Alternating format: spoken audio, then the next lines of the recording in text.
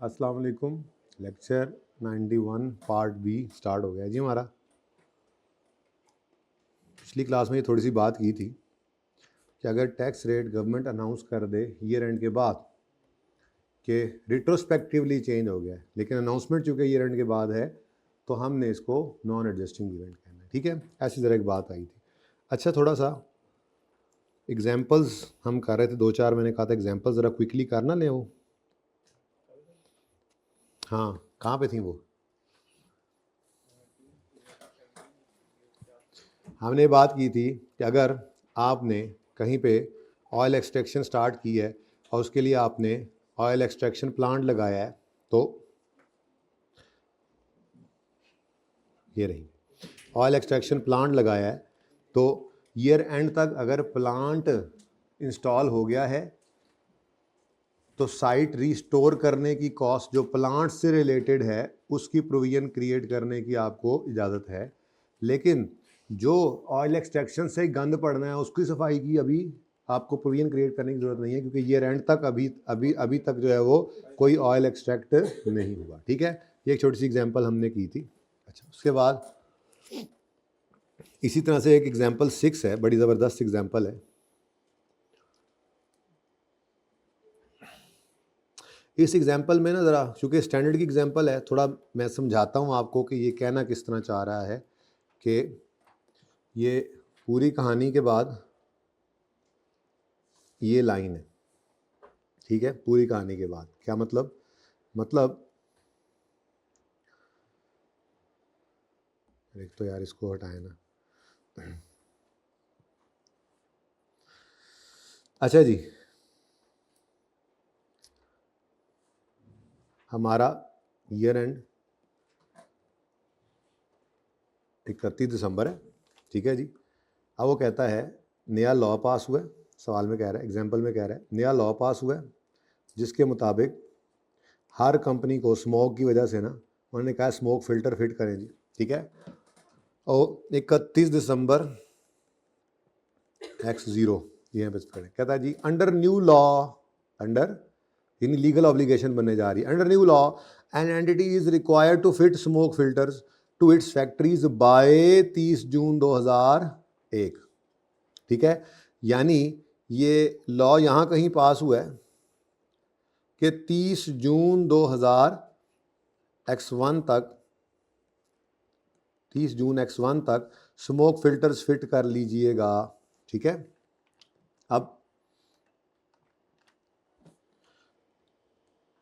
हमारी कंपनी जो है उसने 31 दिसंबर 20 पे खड़े होकर कह रहा है at the end of reporting period, कह रहा है the entity has not fitted smoke filters, यहाँ पर 2 लाइनें लगाएं, the entity has not fitted smoke filters at 31 December X2। ठीक है जी, तो न्यू लॉ पास हुआ है जिसमें स्मोक फिल्टर लगाने की रिक्वायरमेंट है और हमारी कंपनी ने स्मोक फिल्टर फिट नहीं किए एट 31 दिसंबर X0। अब मेरा सवाल है, पहली बात, यहाँ पर स्मोक फिल्टर्स फिट नहीं हुए, नॉट फिटेड, तो अब क्या करें जी, क्या करें? ऑब्लिगेशन लायबिलिटी बना लें जी, नॉट फिटेड जी, बना लें जी। क्यों क्यों क्यों? क्योंकि आपको मैंने बड़ी एक आसान सी बात बताई थी कि आप यूं समझा करो कि बिजनेस 31 दिसंबर X0 पे क्लोज हो जाए तो क्या ये लायबिलिटी हमारे ऊपर होगी? नहीं, बिजनेस बंद करना है, फैक्ट्री बंद कर रहे हैं, स्मोक फिल्टर लगा के बंद करेंगे बिजनेस बंद कर दें 31 दिसंबर X0 पर, तो क्या कोई स्मोक फिल्टर फिट करने की प्रोविजन आज क्रिएट कर लें? नहीं कर सकते। ठीक है, तो इसका मतलब no obligation for cost of smoke filters, smoke filter की लगाने की कोई ऑब्लिगेशन, स्मोक फिल्टर के लगाने की कोई ऑब्लिगेशन अभी अराइज नहीं हुई। ठीक है, अच्छा, यहाँ तक को मसला, बोलो, यहाँ तक को मसला, और कह भी रहा है parent obligation result of past event, कहता है there is no obligation because there is no obligating event. आगे ना पढ़ो, बाद में पढ़ते हैं। ठीक है, तो कहता है no provision is recorded for cost of fitting the smoke filter. Conclusion ये आ गया, ठीक है। अच्छा, अब ये जुमला ऐसे पढ़ना है, under new law an entity is required to fit smoke filter to factories by 30 June X1, the entity has not fitted smoke filters, ये इस तरह से, और इस तरह से entity has not fitted smoke filters, ये ऐसे पढ़ना था, ठीक है। एट 31 दिसंबर X1, यानी कि अभी तक भी इन्होंने स्मोक फिल्टर फिट नहीं किए। हाँ जी, इसका मतलब यहां पर भी अभी तक नॉट फिटेड है। अब मुझे बताओ, अब तो मुझे बताओ, अब तो ऑब्लिगेशन आ गई ना, कॉस्ट ऑफ स्मोक फिल्टर्स की ऑब्लिगेशन आ गई कि नहीं आ गई? आ गई कि नहीं आ गई? है ना?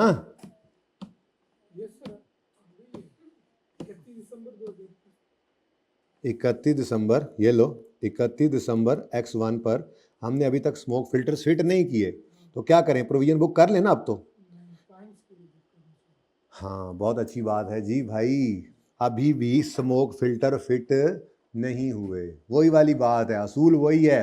आज खड़े होकर सोचो बिजनेस बंद हो जाए तो, बिजनेस बंद हो जाए तो क्या करोगे? स्मोक फिल्टर फिट करके ही छोड़ोगे? नहीं, नहीं फिट किया तो नहीं किया, ठीक है। इसका मतलब अभी भी no obligation, no obligation for cost of smoke filters, ठीक है जी। स्मोक फिल्टर्स की कॉस्ट की अभी भी कोई ऑब्लिगेशन नहीं अराइज हुई, लेकिन एक छोटा सा मसला, हाँ एक छोटा सा मसला आ गया है। आपने 6 महीने के लिए डिफ़ॉल्ट कर लिया है, ठीक है। 6 महीने के लिए क्या हो गया जी? डिफ़ॉल्ट।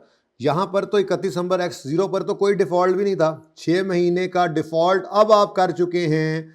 यानी अगर आप बिज़नेस बंद करें तो हो सकता है हुकूमत ये कहे कि ये 6 महीने आपने बग़ैर स्मोक फ़िल्टर फिट किए, ये 6 महीने आपने बग़ैर स्मोक फ़िल्टर फिट किए जो इस्तेमाल की है अपनी फैक्ट्री, तो ये 6 महीने का इतना इतना फ़ाइन आप पे इम्पोज करते हैं, वो पे करें। अब इधर खड़े होकर आप ये कहें जी बिजनेस बंद भी हो जाए तो क्या पास्ट इवेंट हो चुका है? पास्ट इवेंट क्या है? पास्ट इवेंट क्या है? स्मोक फिल्टर के केस में पास्ट इवेंट है स्मोक फिल्टर का फिट होना। फिट हो गया है, पैसे नहीं दिए, वो तो बिल्कुल लायबिलिटी बन जाएगी, तो कहानी खत्म होगी, ठीक है ना। तो पास्ट इवेंट क्या है? स्मोक फिल्टर का फिट होना। नहीं फिट हुए तो कोई ऑब्लिगेशन नहीं, ना X0 पे ना X1 पे। फाइन से केस में पास्ट इवेंट क्या है? नहीं, उसको क्या कहते हैं जी? जी आपने लॉ को अबाइड बाय नहीं किया, वायलेशन। तो वायलेशन है पास्ट इवेंट, जो 31 दिसंबर X0 पर कोई वायलेशन नहीं हुई थी क्योंकि अभी टाइम दिया था उन्होंने, लेकिन 31 दिसंबर X1 पे खड़े होकर 6 महीने की वायलेशन हो चुकी है, 6 महीने की वायलेशन हो चुकी है। तो फिर आपने 6 मंथ के फाइन की, 6 मंथ फाइन की प्रोविजन बुक कर लेनी है, ठीक है। 6 मंथ फाइन की प्रोविजन, आसपास देखना है, हाँ जी क्या चल रहा है, कितने जुर्माने लगा रहे हैं, उस अंदाजा तो लगाना पड़ेगा ना, क्योंकि पास्ट इवेंट लीगल ऑब्लिगेशन है क्योंकि लॉ पास हुआ था। पास्ट इवेंट क्या है? वायलेशन बाय चलाइंग the factory for 6 month without the installation of smoke filter, तो वायलेशन तो हो गई 6 महीने, तो present obligation due to past event है, आउटफ्लो प्रोबेबल है, फाइन देना पड़ेगा। रिलायबल एस्टीमेट क्या है? आसपास ही देखोगे कितने जुर्माने कर रहे हैं, तो उसकी प्रोविजन बना लो। बहरहाल 6 month fine provision is recorded, booked, ठीक है जी, और सही है। तो ये जनाब आपका ये वाली एग्जांपल है, ठीक है जी, बड़ी ही इंपॉर्टेंट एग्जांपल है, बहुत इंपॉर्टेंट एग्जांपल है, ठीक है, जो आपको ये सिखाती है कि लायबिलिटी को अवॉइड करने वाली बात। तो असल में तो यहाँ पे सिखानी थी ये बात, लेकिन चलो एग्जांपल से पहले सीख गए, एग्जांपल में आगे अप्लाई कर लिया। अब पढ़ो, कहते जी ये लॉ पास हो गया 30 जून तक, X1 तक स्मोक फिल्टर फिट करने थे, एंटिटी ने फिट नहीं किए। कहता है जी there is no obligation because there is no obligating event either for cost of fitting smoke filter और for fine under the new legislation, ठीक है। Conclusion, no provision is recorded for cost of fitting smoke filters, ठीक है। और अगर company ने 31 दिसंबर X1 पर भी नहीं किया हुआ तो कहता है there is still no obligation for the cost of fitting smoke filter because no obligating event has occurred, जो कि फिटिंग ऑफ फिल्टर्स होता। However obligation might arise to pay fines might under the law because obligating event has occurred, जो कि non compliance है of law, ठीक है। तो assessment of probability of incurring fine penalty, conclusion पढ़ो यहाँ से यार, ऐसी स्टैंडर्ड की ज़बान है। No provision is recorded for cost of fitting smoke filter, however a provision is recorded for best estimate of any fine penalty that are more likely than not to be impose, यानी कि probable जो है जो impose होंगी उसकी provision बना लीजिए। ठीक है जी, समझ में आती है बात कि नहीं? अच्छा, ये भी साथ ही कर दो, ये बड़ी इंपॉर्टेंट 3-4 एग्जाम्पल बस यहाँ से करानी, बाकी नहीं करवानी। ठीक है, ये बड़ा काम दे जाती हैं आपको। एग्जाम्पल 7 पढ़ो, या पढ़ो नहीं, इधर मेरी बात सुनो। गवर्नमेंट ने टैक्स लॉ में चेंजेस की, शदीद किस्म की। अब आपने सोचा कि मैं अपनी कंपनी में बैठे हुए जो एम्प्लॉयज़ हैं उनको ये ट्रेनिंग दे लेता हूँ। मिसाल के तौर पे आपको बैंकिंग कंपनी है तो वहाँ पर बहुत ज़्यादा इसकी इन्वॉल्वमेंट थी, तो आपने कहा जी हम अपने एम्प्लॉयज़ को क्या करें, ट्रेन। क्या करें? ट्रेन। आपने FBR का जो करंट चेयरमैन था, आपने उसको कहा कि यार तुम हमें ट्रेनिंग दो, हम 1 करोड़ रुपया तुम्हें देंगे, तुम हमारे सारे बैंकों के सारे एम्प्लॉयज़ को ट्रेन कर दो। ठीक है, पढ़ो। Government introduces a number of changes to the income tax system, as a result of these changes an entity, हमारी बात हो रही है, in the financial service sector will need to retrain a large proportion of its admin and sale workforce in order to ensure the continued compliance with. At the end of reporting period, no retraining of staff has taken place. बताओ ये and पे क्या करें? हमने उसे phone करके कह दिया यार 1 करोड़ रुपया तुम्हें देंगे। Present obligation due to past event, past event क्या होना था? ट्रेनिंग। ट्रेनिंग एंड तक हुई नहीं है तो फिर कोई ऑब्लिगेशन नहीं है। ठीक है, क्या कहता है जी, पढ़ो। There is no obligation because no obligating event यानी कि retraining has taken place, therefore no provision is recorded. सही है? अच्छा,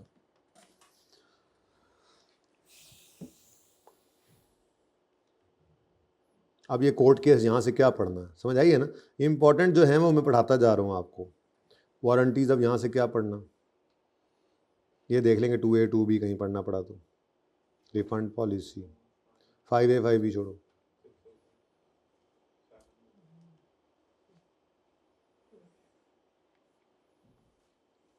ये पढ़ें जी, 11A बड़ी इंपॉर्टेंट एग्जाम्पल है। इधर देखें जी,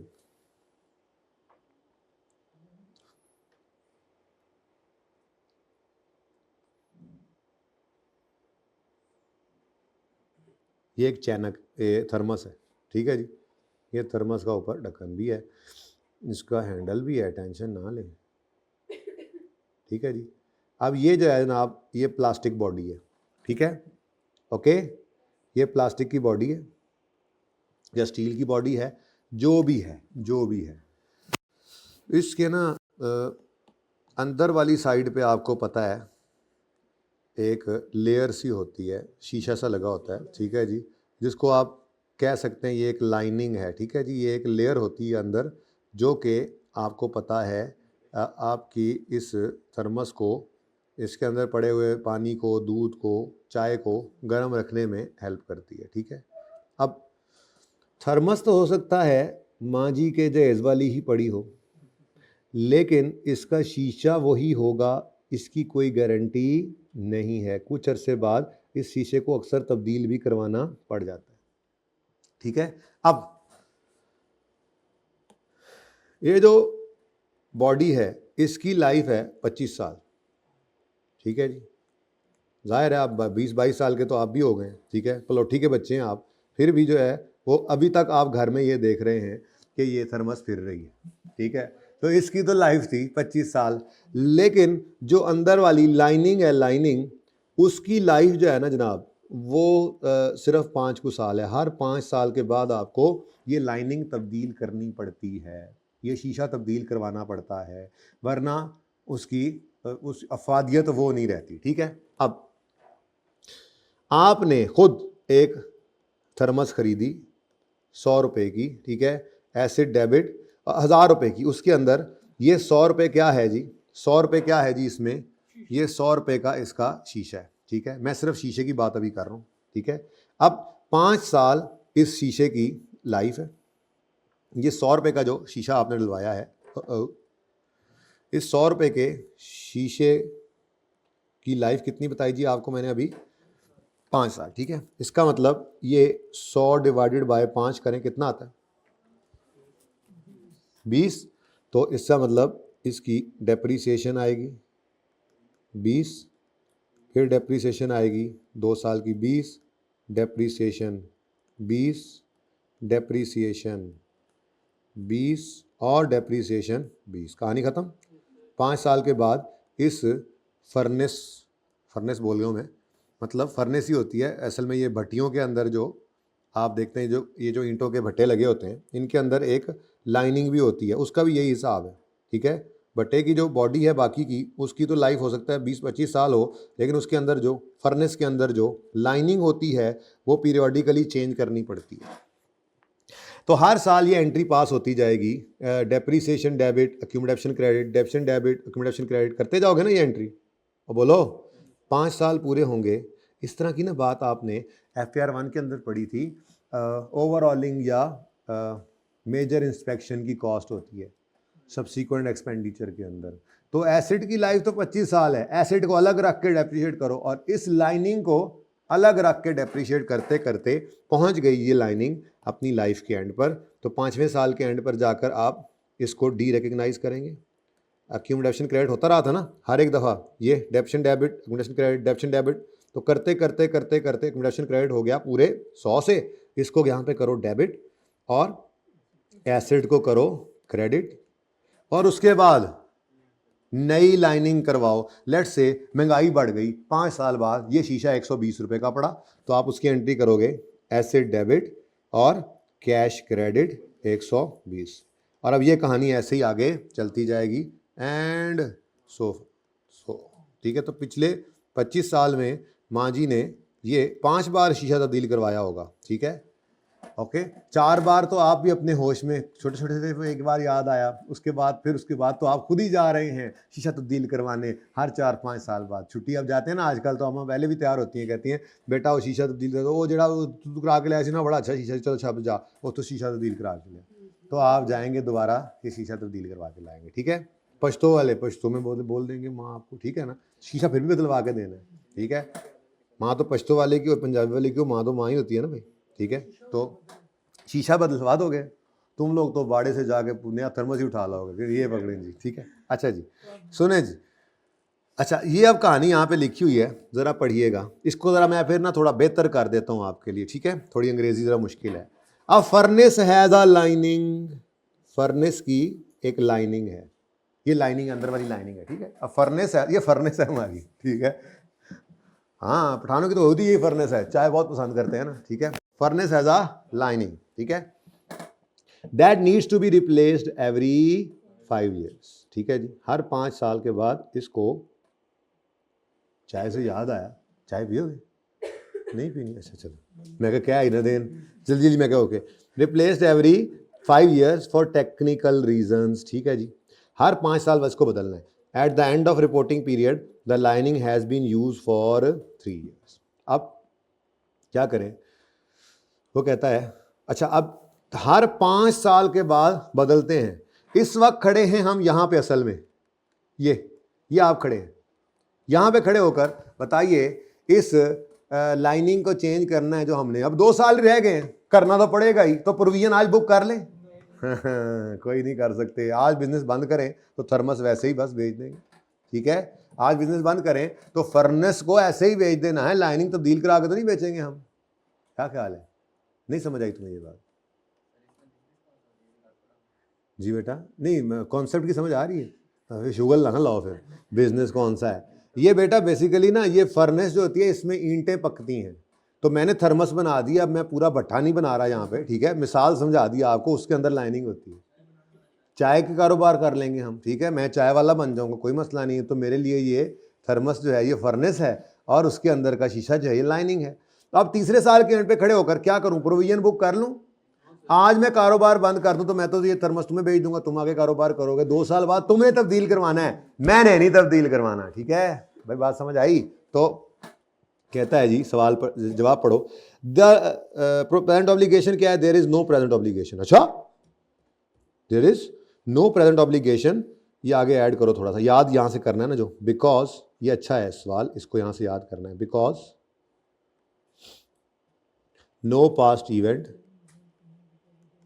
because no past event has occurred, लिखो लिखो, ये लिखना है आपने। अब ये जुमला यूं बन गया, अगर आपको इस तरह का कोई सवाल आएगा तो उसका जवाब यूं लिखेंगे।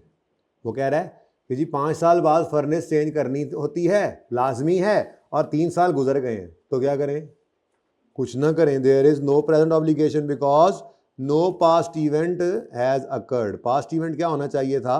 Fitting of furnace. फर्नेस अगर चेंज हो गई होती, शीशा अगर बदली हो गया होता, तो हम ऑब्लिगेशन फील कर रहे होते। ठीक है, आगे बढ़े। नेक्स्ट वो कहता है conclusion, the cost of replacing the lining, ये मैं हाईलाइट कर रहा हूं जो याद करना है। The cost of replacing the lining is not recorded because at the end of reporting period no obligation to replace the lining exists.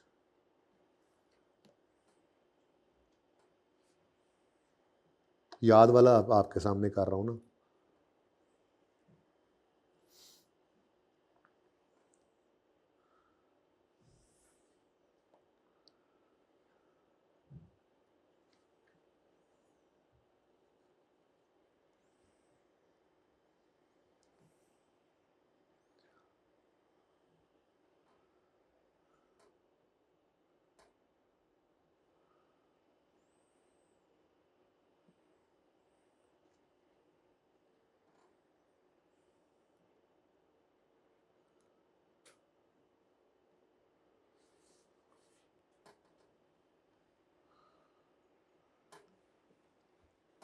अच्छा जी, अब ये जुमला कुछ यूं बन गया, the cost of replacing lining is not recorded because at the end of reporting there no obligation to replace the lining exist, instead a provision being recorded, instead a provision, instead of a provision being recorded, provision नहीं बनानी, instead of a provision being recorded the depreciation of lining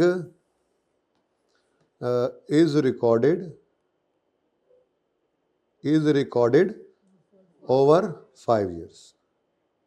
ऐसी जुमला standard की ज़माने, अब क्या करें। ठीक है, आगे कहता है the relining cost then incurred are capitalise. जब रीलाइनिंग होगी, जब इनकर होगी, तब उसको कॉस्ट बनाएंगे, एंड डेप्रीशिएटेड ओवर, वो अगले 5 साल में, एंड डेप्रीशिएटेड ओवर, ये इस तरह से जुमला ज़रा बन गया। ठीक है जी, अब इसको आपने याद कर लेना। ओके, ये इजी हो गया ना अब ज़रा।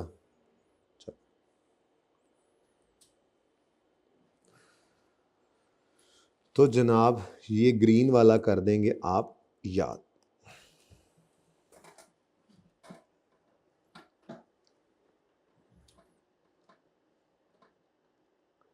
ठीक है, अच्छा आगे भी ऐसा ही है, रिफर्बिशमेंट कॉस्ट। ये असल में ये वो हवाई जहाज वाली एग्जांपल है। ठीक है, इधर देखो, an airline is required by law to overhaul aircraft once every 3 years।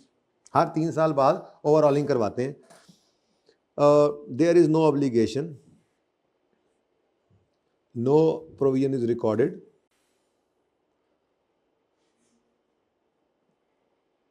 इसमें भी ऐसे ही करना पड़ेगा। ठीक है, देयर इज, इसको भी ऐसे ही कर लें, there is no present obligation because no past event for overhauling cost, वही लिख लो ना, because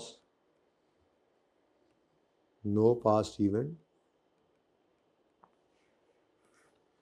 of overhauling cost has occurred. ठीक है जी, ओवरऑल करवाना, वो पूरा जहाज़ खोल कर उसके पुर्जे पुर्जे खोड़ के फिर जोड़े जाते हैं। तो अगर वो हो गया है तो भाई उसके पैसे उन लोगों को, मिस्त्रियों मजदूरों को देने पड़ेंगे। जब तक वो नहीं हुआ तो कोई पास्ट इवेंट नहीं है। ठीक है, हुकूमत ने कहा हुआ है, लॉ है मुल्क का, कि आपने 3 साल में ओवरऑल करवाना है। अगर आप ओवरऑल करवाए बगैर उड़ाई जा रहे हैं तो उड़ाई जाएं। ओवरऑलिंग की तो कोई कॉस्ट नहीं है। हाँ, नॉर्मली हवाई जहाज़ों के लॉज काफ़ी सख्त होते हैं क्योंकि लोगों की जान का उसके साथ जो है वो ख़तरा होता है। तो आपको इस वायलेशन के ऊपर फ़ाइन देना पड़ सकता है। अगर ऐसा कुछ हो गया है, आपने 3 साल ऊपर कर लिए, चौथे साल में भी आपका हवाई जहाज़ उड़ान भर चुका है और आपने ओवरऑलिंग नहीं करवाई है, तो आपकी वायलेशन उस वक्त से शुरू हो चुकी है। आप फाइन के लिए ज़रूर लायबल हो सकते हैं। ओवरऑलिंग तो जब तक नहीं होगी, क्योंकि आप आज जहाज़ बेचने, आप 2 साल उसके बाद उड़ाते रहे, 2 साल का जुर्माना हुकूमत कर सकती है।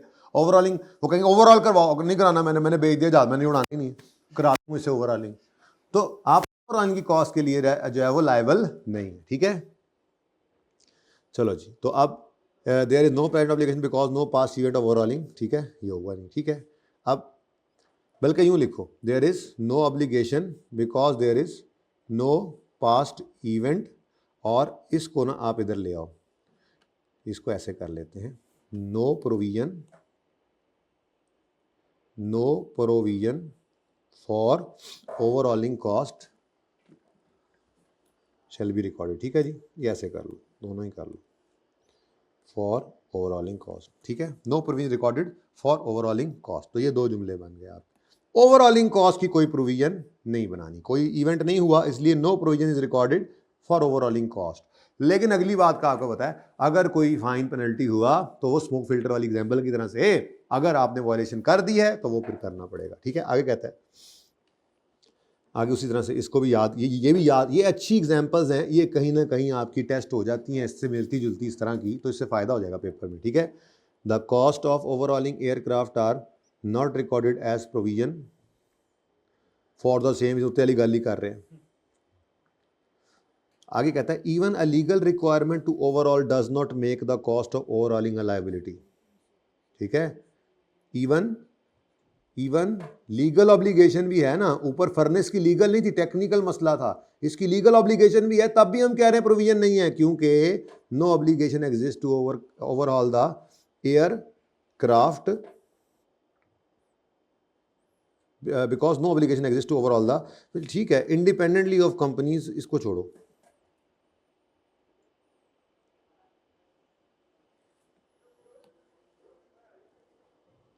ठीक है। और द एंटिटी कुड, वो मेरी वाली बात अवॉइड कर सकती है, avoid the future expense, entity could avoid the future expense bye its future actions, for example by selling the aircraft, नहीं कराना मैं ओवरऑल, ठीक है। तो ये बात ठीक है। तो भाई cost of overhauling aircraft are not recorded provision, आगे इसको काट दें, फॉर द सेम रीजन वाली बात को काट देते हैं जी हम। Even a legal requirement overall does not make cost of overhauling liability because no obligation exists to overhaul the aircraft. The entity could avoid the future expense by its future actions, for example by selling, ठीक है। आगे वो कहता है वही वाली बात, instead of a provision being recorded, the depreciation of the aircraft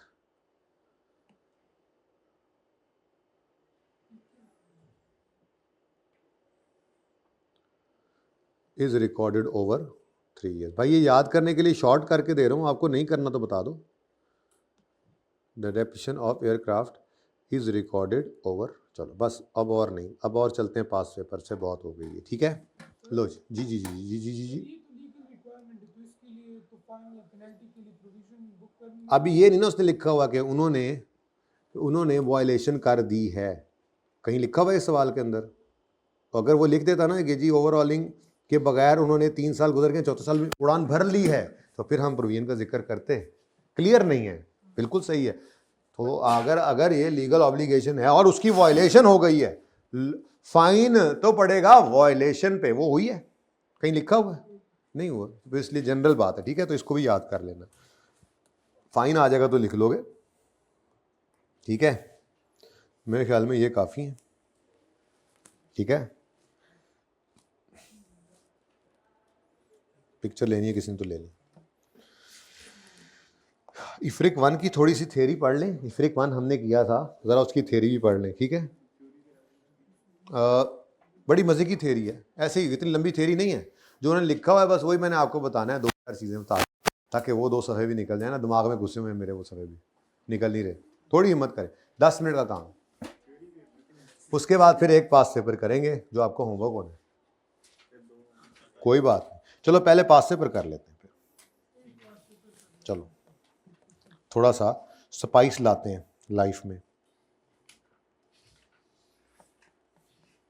अच्छा भला मैं करीब ही फिर रहा था इफ्रिक 1 के, नहीं चैन ही नहीं।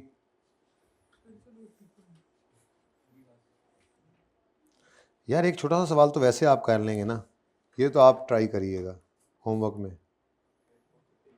पेज नंबर 387, कोई पता नहीं, मैं अभी वापस आऊँ इस पे, ठीक है। पास पेपर 16। अच्छा, अब एक बहुत मुश्किल सवाल है और एक दरमियाना सवाल है, कौन सा पसंद करेंगे?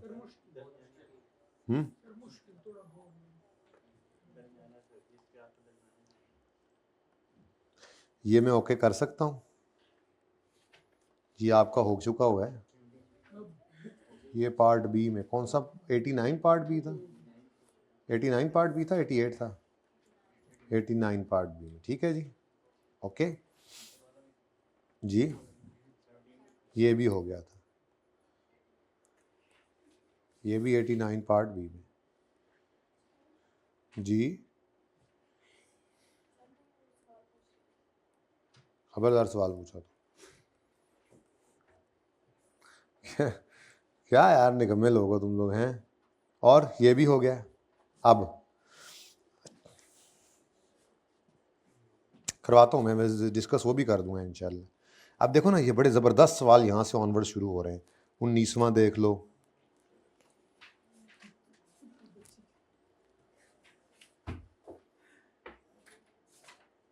20वां करते हैं, चलो वो भी करेंगे इंशाल्लाह, लेकिन ये ज़रा पहले कर लेते हैं जी। बड़ा ही ज़बरदस्त सवाल की रिक्वायरमेंट के साथ ही उसके नंबर भी देखें। अब इस तरह के सवाल डिस्कस करने से समझ में आएंगे ना, अब कॉन्सेप्ट भी हो, लेकिन फिर तो यही प्रैक्टिस कर रही हूँ और क्या करना है, ठीक है। कल या परसों में आपको एथिक्स भी कराता हूँ फिर इंशाल्लाह, ठीक है। अच्छा, in the context of relevant IFRS, अरे यार अच्छा छोड़ो, आप इसको भी ना करना, इसको ना करना, ठीक है। डिस्कस करना है ना, तो वो सवाल को मैं डिस्कस कर देता हूँ, आपने तो लिखना है ना, तो आप बस वही करिएगा। वो मैं खुद कराता हूँ, ठीक है। टाइम अभी बच गया, अभी करा दूंगा, ना बचा तो कल परसों जब भी करवाऊंगा फिर उसको, वो न्यूमेरिकल है ज़रा, ऐसे फिर आप बोर कम होंगे, इसमें बोर ज़्यादा होंगे जी। पेज 389 पर आपका पास पेपर 20 है, ज़रा तशरीफ़ लेकर आइए। हौलवा, और यार ज़रा पॉज करिएगा जी। क्वेश्चन 389 पे क्वेश्चन नंबर 20 है, रिक्वायरमेंट है, in the context of relevant IFRS discuss how above financial implications should be dealt with in financial statements of HAL for the year 30 जून 2021। ठीक है जी, चले सवाल करना शुरू करते हैं। For the purpose of this question assume that date today is 1 August. अच्छा बच्चों, खुदा के लिए कभी ये ना समझ लेना आप कि इसका मतलब ये है date of authorisation of financial statements है, ये नहीं है। इसका मतलब सिर्फ ये है कि बस इस दिन हम खड़े हैं, इस वक्त यकम अगस्त है, ठीक है। सवाल में कहीं उसने नहीं बताया कि डायरेक्टर्स किस दिन ऑथराइज करते हैं इशुएंस के लिए, ठीक है, अच्छी बात है, हमें इससे क्या।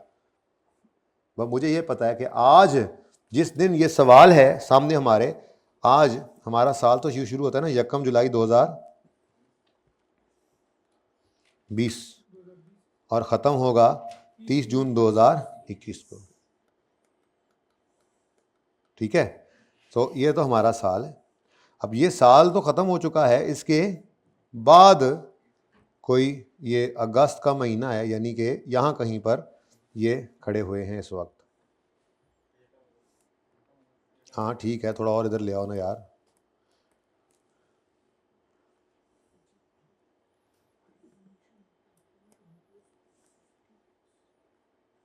ठीक है, ये जनाब मौजूद हैं, हम इस वक्त 1 अगस्त 2021 पे। अच्छा, अब सवाल को देखकर महसूस हो रहा है आपके ये को आसान नहीं है टॉपिक, इसीलिए इसके कॉन्सेप्ट सारे पढ़ा दिए। अब कॉन्सेप्ट कहाँ से लाऊं मैं, और कॉन्सेप्ट तो यही थे, कुछ छोटी मोटी चीज़ें बची हुई हैं वो आप पढ़ाने से थ्योरी करने लग जाते हैं, मैं करा दूं। मतलब कॉन्सेप्ट तो और कोई नहीं हो तो ओवर हैं, लेकिन अब सवाल उससे भी ओवर हैं, तो उनको हम प्रैक्टिस करके इंशाल्लाह ज़ेर करेंगे, हम उन पर ज़बर होंगे और सवाल को पढ़ रहे हैं, ठीक है। ओ आ जा यार, बैठने का ज़माना होता है, आज जूम मीटिंग भी है यार, देखिए जल्दी कर लें यार, ये गिनती करके बता दें।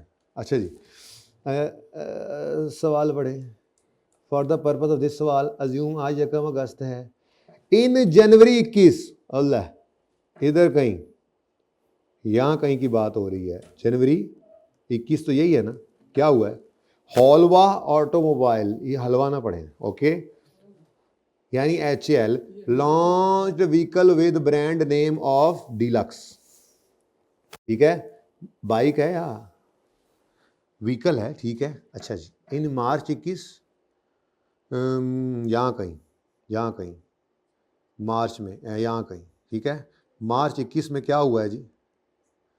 मार्च 21 में क्या हुआ है जी? रिपोर्ट्स गर्दिश करना शुरू कर चुकी हैं सोशल मीडिया पे कि जो कार्बन डीलक्स में से निकल रहा है वो रेगुलेटरी लिमिट्स से ज़्यादा है। गड़बड़ हो गई। इन मई 21 यहाँ कहीं जाकर, मार्च भी गुजर गया, अप्रैल भी गुजर गया, मई 21 में जाकर क्या हुआ? HAL announced to halt the sale of Deluxe upon receiving an inquiry from regulatory authority। हाँ जी, आ गया जी, आपको नोटिस आ गया भाईजान, हमने एक लिमिट सेट की हुई है, आपका जो बाइक है, आपकी जो ऑटोमोबाइल है, उसका कार्बन एमिशन ज़्यादा है, तो आप ज़रा चेक कराएं।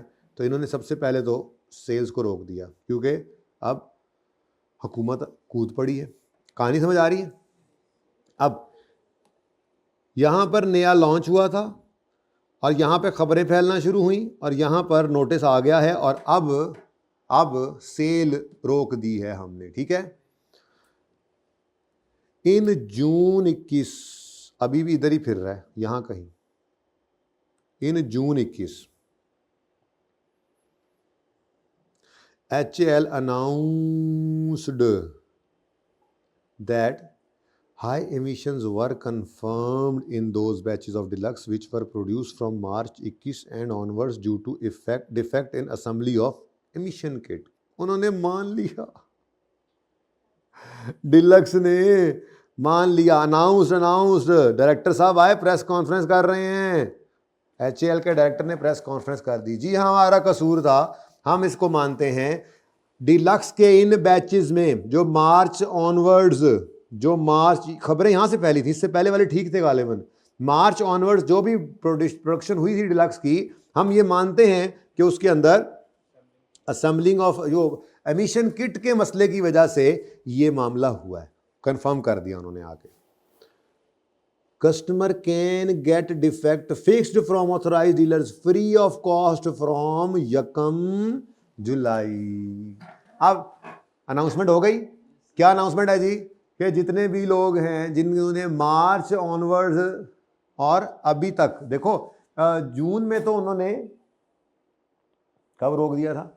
मई में तो उन्होंने रोक ही दिया, तो मार्च अप्रैल मई यही 1-2 महीने के अंदर जितनी भी सेल हुई थी, उन्होंने कहा है जिन जिन लोगों ने इस अरसे के अंदर डीलक्स खरीदी है मुफ्त में आके चेंज करा लें, ठीक है, मुफ्त में आके।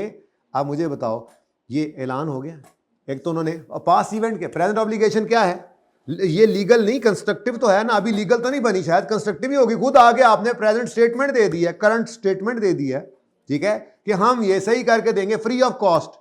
तो फिर अंदाजा लगाएं जी कितनी गाड़ियां बिकी हैं, कितना खर्चा होगा, या आगे बतायागा, आगे देखते हैं, देख लेते हैं। 12 लाख को प्रोविजन बुक करनी पड़ेगी उस एस्टिमेटेड कॉस्ट की जो आपको सही करने पर लगेगी उन डीलक्स को जो बिकी थी, क्योंकि आपने मान लिया है इलेक्ट्रॉनिक या प्रिंट मीडिया पे या सोशल मीडिया पे आके आपकी तरफ से अनाउंसमेंट हो गई है, ठीक है। और sale of deluxe will resume from 1 July, ठीक है जी। तो 1 जुलाई को कह रहे हैं जी आके आपने, मतलब यहाँ पे वो बैठ के थोड़ा सेट करेंगे ना उसको, वैसे तो अब यहाँ पे मौजूद हैं हम इस वक्त, ठीक है। तो 1 जुलाई से पहले ही उन्होंने ऐलान कर दिया था कि यहाँ पर आएँ और यहाँ पर आकर आप अपनी रिपेयर करवाएं। अब रिपेयर तो होनी है इधर, लेकिन उसकी प्रोविज़न आपने बुक करनी है। तो एक तो आपने यहाँ पे खड़े होकर 30 जून 21 पे खड़े होकर प्रोविज़न क्रिएट कर लेनी है, ठीक है। यहाँ तक कोई मसला? प्रोविज़न बुक करोगे नहीं करोगे? प्रोविज़न फॉर रिपेयर बना लेना, वारंटी एक तरह की जैसे होती थी। अच्छा, अब आगे वो कहता है the senior management has summarise following financial implication of above matter. अब ये ऐलान करके तो आ गए हैं, अब बैठ के सोच रहे हैं, ये बातें सामने आ रही हैं। कितना मज़े का सवाल है ना, ऐसे चास आ गई हैं। On 10 June 21 a penalty of 20 million was imposed bye regulatory authority. अच्छा, यहाँ पे पेनल्टी इम्पोज हो चुकी है, यहीं पर ही पेनल्टी इम्पोज हो चुकी है। देखते हैं, अगर तो आपने मान लिया है तो फिर ये लायबिलिटी बन जाएगी, वरना फिर देखते हैं। ऑन 25 जुलाई 10 जून को क्या आया जी? 25 जुलाई को एडिशनल पेनल्टी भी लग गई। ओले, यहाँ पर एडिशनल पेनल्टी भी लग गई, मारे गए भाई। ठीक है जी, आगे कहता है विद इन 40, कहता है was impose due to non payment of penalty within 40 days. अब ये बड़ा कीमती मामला है। ठीक है, वो कहता है कि यहाँ पे खड़े होके, गंद बहुत पड़ गया है यहाँ पे खड़े होके वो कह रहा है किस दिन एडिशनल पेनल्टी लगी है? पहली पेनल्टी किस दिन लगी? 10 जून को। ये 10 जून को पेनल्टी लगाई उन्होंने कि भाईजान कितना, 20 मिलियन पे करो। ठीक है, वो कहता है ऑन 25 जुलाई अगली पेनल्टी फिर लग गई 2 मिलियन की, जो कि अच्छा उन्होंने पेमेंट का कहा था कि 40 दिन के अंदर अंदर पेमेंट करो। इसका मतलब 10 जून से 10 जुलाई और 10 जुलाई से 20 जुलाई, यानी 20 जुलाई से ऑनवर्ड्स उन्होंने कहा 40 दिन पूरे हो गए, तुमने अभी तक पेनल्टी नहीं पे की, जुर्माना भी लगा दिया, एडिशनल पेनल्टी, जुर्माना भी लग गया। अब भाई 10 जून पे खड़े होकर आपने ये 20 मिलियन की तो प्रोविजन के बारे में सोचना है, क्या एडिशनल 2 मिलियन की प्रोविजन के बारे में सोचेंगे? क्यों नहीं सोचेंगे? क्योंकि वो किस दिन जाकर लग रही है? हाँ, किस दिन? 25 जुलाई को लग रही है, और इसका इवेंट है नॉन कंप्लायंस। नॉन कंप्लायंस तो ईयर एंड के बाद ही हुई है। ठीक है, इसलिए आपने इसकी प्रोविजन बुक नहीं करनी। बड़ा बारीक सवाल है यार, गलत सवाल उठा बैठो। खैर चलें, कोई नहीं, आप ट्राई करेंगे, मैं कल फिर बात कर दूंगा। अच्छा, HAL has decided to challenge the additional penalty on, तो चैलेंज करने का सोचा है। ठीक है, कोई बात नहीं, डिस्क्लोज फिर भी कर सकते हैं आप अगर आपको लगता है कि ये मटेरियल है। ठीक है, आगे पढ़ो। Defect in existing inventory of deluxe will be fixed bye HAL eight its factory in the month of अगस्त। अच्छा, वो जो बन चुकी थी जो गाड़ियां बन चुकी थी, आपने मई के अंदर सेल रोकी है, प्रोडक्शन तो पहले से हो रही थी ना। अब कुछ तो बिकी हुई थी, मार्च अप्रैल मई में जो बिक चुकी थी वो तो उन्होंने कहा आके सही करा लो, और जो अपने पास पड़ी हुई हैं वो भी तो हैं, अब उन पर कुछ रिपेयर कॉस्ट आनी है। ठीक है, वो कहता है अगस्त में उनको सही करेंगे, तो इसका मतलब अगस्त में उनको सही करोगे ना, तो फिर 30 जून में खड़े होकर उनकी भी आपने NRV लॉस की एंट्री करनी है। मे भी NRV लॉस आ जाए, चेक तो कर लेंगे, NRV टेस्ट तो लगाएं कि आपकी कॉस्ट ऑफ प्रोडक्शन जो थी वो बढ़ने जा रही है, कि सेलिंग प्राइस में से आपको रिपेयर कॉस्ट माइनस भी तो करनी पड़ेगी। अब मज़ा आया सवाल देखकर? थोड़ा आप लोगों को ना मैंने डराया है बेसिकली। ठीक है, कि बंदे बन जाओ, इसको इजी नहीं लेना, अभी ये चल रहा है जब तक, तो आपने चलाना है इसको, बाकी इंशाल्लाह कराऊंगा, ऐसी बात नहीं है। ठीक है, अच्छा, अब जुर्माना जो है, जुर्माना उसकी बात क्या हो गई? लेट पेमेंट सरचार्ज, ये बातें मैं आपको दिखा रहा हूँ, लिखना तो आपको पड़ेगा, लगेगा पता अब आपको कि कॉन्सेप्ट सारा होते हुए क्यों खप रहा था वो, नहीं प्रैक्टिस करो, अभी काफ़ी काम है इसके अंदर। ठीक है, तो लेट पेमेंट सरचार्ज जो है वो, जुर्माना जो है वो ड्यू डेट तक कोई नहीं होता। ठीक है, बल्कि वो ड्यू डेट क्या है, पास्ट इवेंट क्या है इसका, पास्ट इवेंट जुर्माने का, पास्ट इवेंट क्या है, एडिशनल जुर्माने का पास्ट इवेंट क्या है जी? Due date. ठीक है, ड्यू डेट पास हो जाना। ठीक है, ड्यू डेट का गुजर जाना, तो ये एडिशनल जुर्माने के लिए पास्ट इवेंट अभी नहीं हुआ था। हाँ, ये वाला जो है इसके लिए आप प्रोविजन बुक कर लें।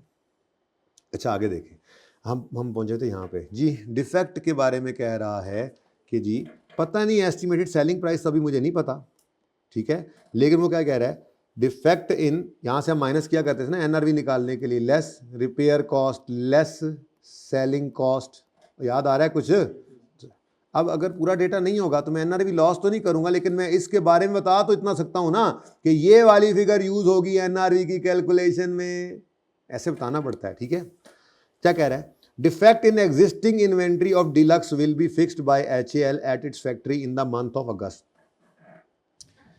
The rework cost will be 15 million and loss of profit due to temporary suspension of production will be. अब ये लॉस ऑफ प्रोडक्ट, पहले तुझे बताओ रिपेयर कॉस्ट कितनी आनी है, estimated repair cost, estimated repair cost कितनी जी, 15।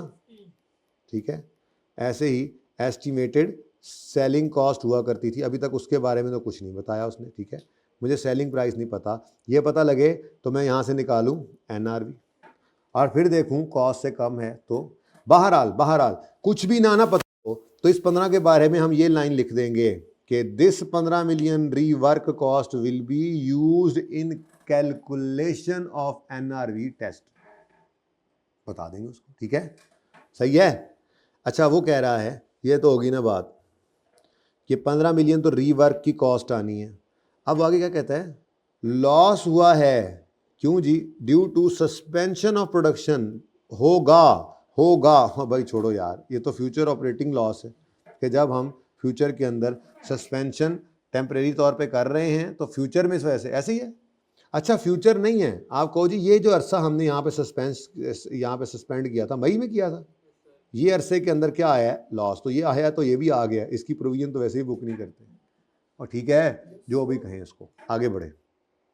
सवाल है कि मुक नहीं रहा, इजी सवाल है, आगे पढ़ो। कहता है defect in all vehicles sold during March to May will be fixed by authorised dealer in July and August. The cost will be reimbursed to dealers at the end of each month on the basis of actual number of vehicles fixed. Though HAL is legally bound to fix the defect in all vehicles, which will cost approximately 50 million, management estimate that only 85% of customer will get their vehicles fixed. 5 minute हैं अभी, given time में है ना, पढ़ाता जाऊं या बस कर दूं? अच्छा, क्वेश्चन खत्म करते हैं, इस पॉइंट को मैं एंड पे लाता हूं, पहले ये पढ़ो। Market value of internally generated brand of deluxe would reduce by internally generated brand, वो तो रिकॉर्ड ही नहीं होता। ठीक है, अब बीच में ये थोड़े थोड़े एक्स डालने लग गया। ठीक है, कोई नहीं, करते हैं इंशाल्लाह, करते हैं इसको। ठीक है, आगे value in use of production line is reduce, value in use reduce हो रही है तो इसका इंपेयरमेंट लॉस के ऊपर खतरा पड़ सकता है, तो यही बताएंगे कि इसको इंपेयरमेंट लॉस के लिए टेस्ट कर लेंगे। और इन जून 21 regulatory authority has introduced new emission protocol to ensure that emission are within limits.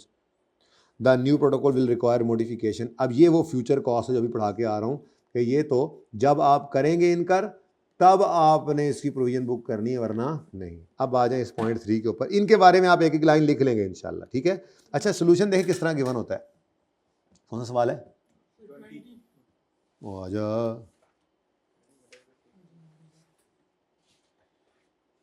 आगे निकल गया, ये रहा, ये penalty of 20 million should be recorded.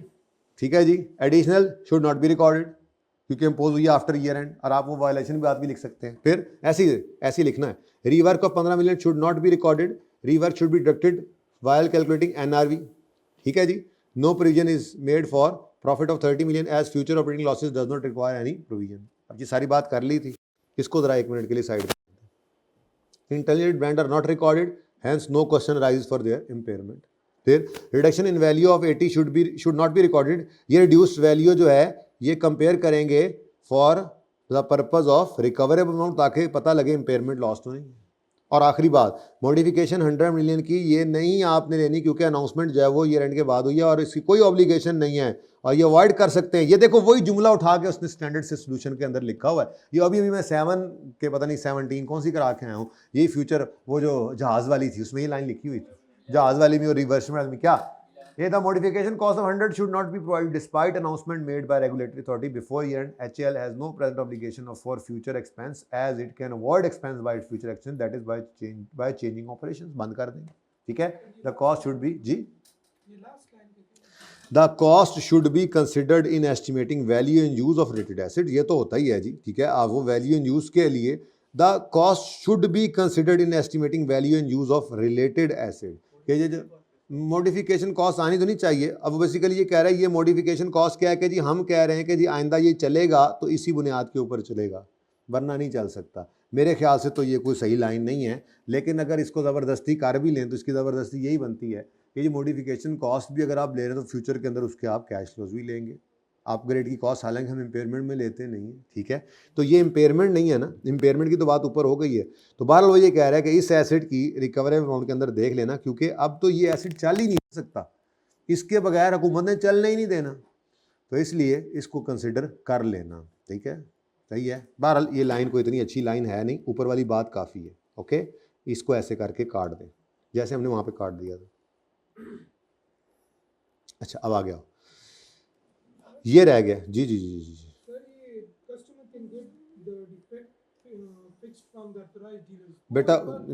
बेटा ये इग्नोर नहीं की, ये पॉइंट इधर पड़ा है ना, मैं अब पढ़ाने लगा हूँ, मैंने बाकी सारा सवाल करवाया है। चांद मेरे ये देखो, मैंने कहा इसको छोड़ो ज़रा, ये देख लेते हैं, ठीक है। अच्छा अब चलते हैं जी हम अपने आखिरी पॉइंट की तरफ। पता नहीं अब क्या करें, अब आपकी चाय आ ही नहीं रही, अब मैं क्या कर सकता हूँ। मैं तो आपकी मेरी तरफ से छुट्टी है आपको, मैं पता करो यार जल्दी, यानी मैंने लेट नहीं करना, मेरे रोज़ आने वाले बच्चे, मैं इनको लेट नहीं कर सकता। कहाँ गया ये, किसने ऐसे, अच्छा ये मैंने कहा ये कैसे निशान लगे हुए हैं, वो तो ठीक है, लेकिन ये कब निशान लगाए होंगे मैंने, नहीं होमवर्क ये नहीं दिया। अच्छा जी आज जी आज आराम सुकून से, अब देखो इसको जी, कौन सा पॉइंट था, 3, ध्यान से सुकून से पढ़ो। अब क्या कहता है, कहता है defect in all vehicles sold during March to May will be fixed by authorised dealer in July and August. ये जो हमने यहाँ खड़े होकर कहा था, ओ भाईजान, ओ मेहरबान, ओ कदरदान, आके सही करा लो, ये उसकी बात अब चलने लगी है, ठीक है। ये 15 तो हमारी इन्वेंट्री में पड़े हुए का था ना, वो तो एनआर में यूज हो जाएगा, ठीक है। लेकिन अब जिनको बेच चुके हैं उन्होंने सही कराने आना है, तो उसकी प्रोविजन क्रिएट करने का बोला था, कंस्ट्रक्टिव ऑब्लिगेशन है ये, बोला था ना, क्योंकि आप ऐलान कर चुके हैं। अब कितनी अमाउंट की प्रोविजन बुक करें, ऑब्लिगेशन तो पास्ट इवेंट क्या है, सेल कर दी है विद डिफेक्टिव किट, ठीक है। Present obligation due to past event है, रिलायबल एस्टीमेट निकालना है, आउटफो द प्रोबेबल है। अब रिलायबल एस्टीमेट के बारे में क्या कह रहा है, वो कहता है वही वाली जो आपने खराब वाली बेची थी, उन सब के डिफेक्ट सही करने तो डीलर्स ने हैं जुलाई अगस्त में, क्योंकि वहीं से उन्होंने कहा था ऑथराइज्ड डीलर से करवा लें, लेकिन ये कॉस्ट डीलर्स को हर मंथ के एंड पर actual number of vehicle fix की बुनियाद पे हम रीइंबर्स करेंगे। अब मसला ये है, वो तो जुलाई अगस्त के अंदर सही करेंगे, तो जुलाई अगस्त में हम रीइंबर्स करेंगे। अभी तो हमें उसका पता नहीं ना कितनी अमाउंट होगी, ठीक है, अभी तो प्रोविजन बुक करनी है। अब अगली बात देखो भाई, 2 HAL is legally bound to fix the defect in all vehicles which will cost approximately 50 million। लेकिन मैनेजमेंट का ख्याल है, देखो भाई जो बंदा गाड़ी लेकर आ जाओ, जो बंदा गाड़ी लेकर यहाँ से वो चित्राल पहुँच चुका है, लाहौर से गाड़ी ली थी, ये लाहौर के अंदर ही डीलरशिप है, अब वो लाहौर के अंदर आकर उन्होंने ऐलान कर भी दिया है कि एमिशन किट मुफ्त में सही करा लो, तो जो चित्राल के अंदर वो अपर चित्राल बैठा हुआ बंदा वो क्या कहेगा, और यार ये किट 1000 रुपये की नहीं है, यहीं से ठीक करा लूंगा, ऐसे ही इधर उधर जाते हुए मेरे इससे 10 गुना ज़्यादा पैसे लग जाने। क्या ख्याल है भाई, पॉज करें ज़रा। अच्छा जी भाई, मैं ये अर्ज कर रहा हूँ कि अगर कोई बंदा गाड़ी लेकर अपने घर अपर चित्राल चला गया, कोई बंदा अफगानिस्तान से आया हुआ था वो गाड़ी लेकर उधर चला गया, कोई बंदा जो है वो इधर से पशीन से आया हुआ था वो गाड़ी लेकर वहां चला गया। अब कुछ लोग ऐसे होते हैं जो बहुत दूर चले जाते हैं गाड़ी लेकर, ऐलान वो सुन भी ले तो उन्हें नजर आ रहा है कि यार इसको आने जाने के ऊपर मेरा ये किट मैं यहीं से ये काबली किट लगवा लेता हूँ यहाँ से, ठीक है, तो मुझे जो है वो किट जो है लेट से 10,000 में मिल जानी है यहाँ से, और मैंने अगर आना जाना किया तो मेरा 50,000 रुपया लग जाना है इसमें, मैं मिसाल दे रहा हूँ, ठीक है। तो फिर कई लोग ऐसे होते हैं जो स्टिल नहीं आते, ठीक है। तो यही वो कह रहे हैं कि वैसे तो लीगली बाउंड हैं कि हमने सारी गाड़ियां सही करनी है, क्योंकि हमने ऐलान जो किया है कि जो भी लोग मार्च से मई के दरमियान जब तक हमने हॉल्ट नहीं की थी सेल, तब तक वो गुड्स लेकर गए हैं, तो उन लोगों की गाड़ी हम मुफ्त में सही करेंगे। अब हमारे पास तो रिकॉर्ड है ना कितनी गाड़ियां बिकी हैं, तो वो कह रहे हैं कि वैसे तो सारी गाड़ियां सही करवाने के लिए आ जाएं तो 50 मिलियन की कॉस्ट लगेगी। लेकिन मैनेजमेंट के ख्याल में 85% लोग सिर्फ आएंगे सही कराने, बाकी 15 वही दूर दूर वाले हैं जो नहीं आएंगे। ठीक है, अब इसके अंदर आपने क्या लिखना है, ये कंस्ट्रक्टिव ऑब्लिगेशन है क्योंकि आपने अनाउंसमेंट की है। ठीक है, पास्ट इवेंट क्या है इसमें, सेल विद दिस डिफेक्ट। ठीक है, रिलायबल एस्टीमेट क्या है जी, 85% of 50 million, therefore provision shall be record. ठीक है, तो इन सब के बारे में आपने 2-2 3-3 लाइनें लिखनी है, तो थोड़ा थोड़ा समझ आना शुरू हुआ है लेवल क्या होता है। जी बोलो। सर आपने बोला कि मैनेजमेंट के एस्टीमेट को मान लेंगे, लेकिन ऑडिट के अंदर तो हम लोग कहते हैं कि मैनेजमेंट के एस्टीमेट को नहीं माना। फिर आप कोई और एस्टीमेट लगा लो, कोई और लगा लो। नहीं मतलब ऐसे नहीं कि माना ही नहीं जाता, रीजनेबलनेस देखते हैं, बिल्कुल मान लेते हैं, रीजनेबलनेस देखनी है ना हमने।